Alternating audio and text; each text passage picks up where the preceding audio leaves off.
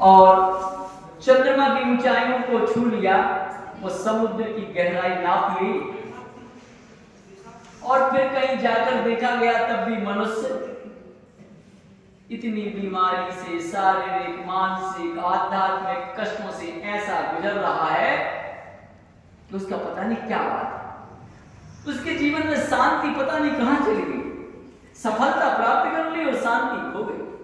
तो उसकी मूल में जब जाते हैं तो उसकी शारीरिक खोज कहीं ना कहीं उससे छूट गई। महर्षि पतंजलि का एक सूत्र आता है, ऋषियों ने अपने आप पर शरीर की प्रयोगशाला का अनुसंधान करके, प्रयोग करके किया कि हमें शरीर में यदि दिव्यता चाहिए है तो कुछ नियम परिपालन अपनी दिनचर्या में शामिल करना पड़ेंगे, जिसने 2014 में अंतरराष्ट्रीय पटल पर यह स्वीकार कर लिया गया है। हम और आप सब जानते हैं।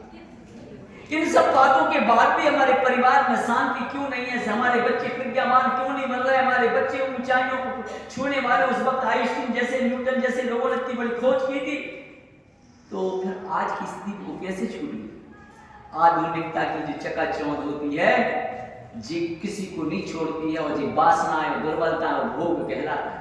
एक चौराहे पर खड़े हो जाओ और चौराहे पर खड़े होकर विचार करो, दो मार्ग आपके सामने, चुनौती के सामने आते हैं, एक तरफ भोग और एक तरफ योग है। भोग तुम्हें पतन की ओर ले जा रहा है और योग तुम्हें एक उत्थान की ओर ले जा रहा है।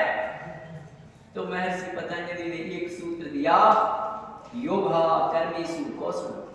योग करने वाले साधक में कार्य की कौशलता, दक्षता, प्रामाणिकता अपने आप घटित होती है। मैं आप सबसे प्रार्थना करता हूं कि आप ऐसे प्राचार्य जी के मार्गदर्शन में काम कर रहे हैं, जिसने अपने इतिहास गढ़े, ऐसे ऊर्जावान अमरचंद जैसे फैकल्टी और आप जैसे लोग इनके सहभागी लोग हैं।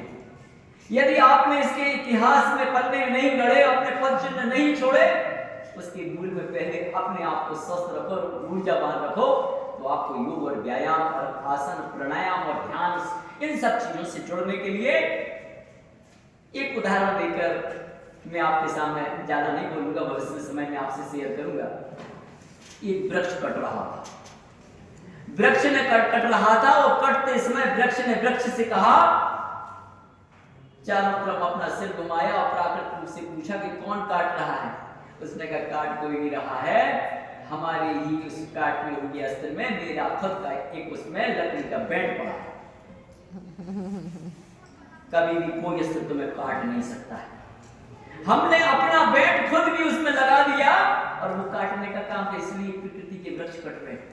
आपकी भी प्रकृति भी भोग माया से ऐसी कट रही है, वासनाओं में, दुर्बलताओं में ऐसी फंसी कि यह आपको जकड़ गई। मैं आपसे सबसे प्रार्थना करता हूं, यदि बहन जी के रहते और हम जैसे योगाचार्य पड़ोस में रहते हो और पतंजलि योगपीठ के प्रदेश के प्रभारी बन जाएं और दिया चले अंधेरा रहे, हम आपके बीच में जुड़कर आपकी स्वास्थ्य नहीं दे पाए, तो हमारा वहां तक जाना व्यर्थ है। बहुत बढ़िया। स्वामी रामदेव जी महाराज ने विश्व में योग का झंडा जरूर फहराया हो, परंतु उनका मन में यह संकल्पना है कि हमारा प्रत्येक नागरिक स्वस्थ हो, दीर्घायु हो, आरोग्यमय जीवन हो, उसके जीवन का आरोग्यता अधिकार बनता है। वो रोग से कैसे पीड़ित है, अमर लीला से को नाश्ता जल्दी गया शिक्षा यही है। हम उपयोग करें और हम गुरुकुल में चलने वाली परंपराओं को आत्मसात करें, आत्मसंयम करें, तो निश्चित रूप से आपको किसी अस्पतालों में जाकर के गड़गड़ाने की जरूरत नहीं पड़ेगी। और जहां आप बैठे हैं, जो गुरुकुल निर्माण करने का है, हमें बच्चों का निर्माण करना है। आने वाले कल 2 दिन बाद में स्वामी विवेकानंद की जयंती मनाई जा रही, युवा दिवस होने जा। यदि हम महापुरुषों के चित्रों को देखें, उनके आदर्श को देखें और उनके भाव भंगिमाओं को देखें, तो हमारे बच्चे वैसी कोख से क्यों नहीं बन पा रहे हैं? उसका कारण है कि यह मोबाइल ने उनको अच्छी चीज को पढ़ने के लिए विपद दूसरी चीजों को पढ़ने की बात किया और उसकी चपेट में पहले ना यहाँ रख दो, जिससे मैं एक उदाहरण देकर अपनी वाणी को विराम देता हूँ कि आप पहले अपने सब अपने करों का दर्शन करें। करों का दर्शन करिए जरा। देखिए, मैं कहना चाहता हूं कि ये हाथ जो है अंगुष्ठ का अग्नि का प्रतीक है, तर्जनी हमारी वायु का प्रतीक है, मध्यमा आकाश का प्रतीक है, अनामिका जो है यह पृथ्वी का प्रतीक है, कनिष्का यह जल का प्रतीक है। 5 तत्वों से यह बना शरीर जब हम पसार देते हैं तो हमारे ये आसमान है। अब इन दोनों हाथों को यदि आप मोड़ेंगे, देखो जरा मोड़ कर देखो, जरा प्रयोग करके देखो, मोड़ कर देखो तो बराबर यह 5 तत्व सम हो जाते हैं।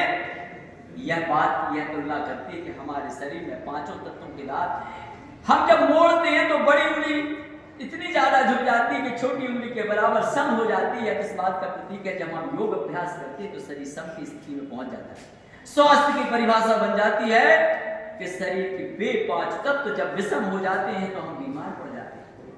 जब हम शारीरिक अभ्यास करते हैं, सूर्य नमस्कार करते हैं, जोगिंग करते हैं, खेल कूद करते हैं, हमारी परंपरागत खेलों को हम खेल करते हैं, प्राणायाम करते हैं, ध्यान करते हैं, भक्ति योग करते हैं, लय योग करते हैं, व्रत करते हैं, जप करते हैं और यज्ञ करते हैं, हमारा शरीर सब होकर संतुलित रहता है, स्वस्थ रहता है।